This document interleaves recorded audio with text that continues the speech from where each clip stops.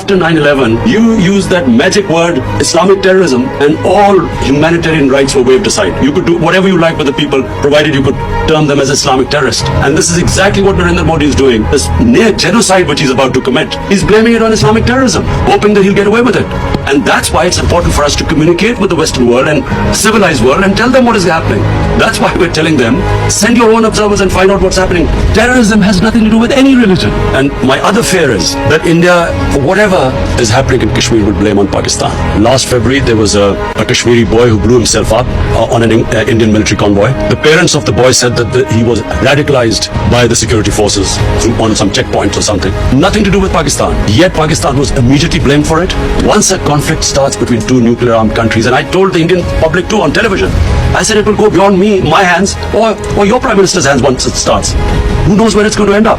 So it's madness to allow this whole situation to deteriorate further. What we fear, and which is the stated aim of BJP government, that they will change the demography of Kashmir. To change the demography of an occupied piece of land is against the 4th Geneva Convention. It's considered a war crime.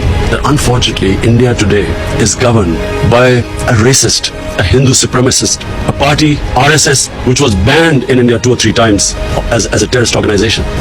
RSS was responsible for the assassination of Mahatma Gandhi. Prime Minister Narendra Modi, who is a life member of RSS, was responsible for the pogrom which took place in Gujarat, where 2,000 people were butchered.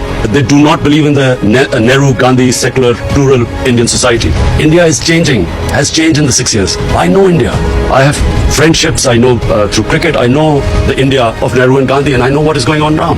So I'm alarmed, and I think the world leaders need to know. I've spoken to the world leaders. I've spoken to President Trump. I've spoken to Boris Johnson. I've spoken to the Muslim leaders.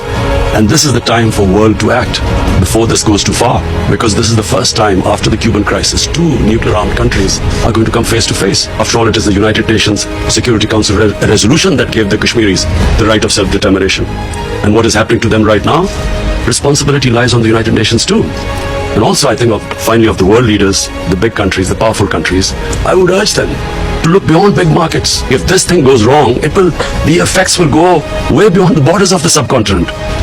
And this obsession with big markets and trade and all that, I mean, this is serious. So it's important for us to tell the world, and I know now that at least everyone knows. I've apprised all the major world leaders of the situation in Kashmir.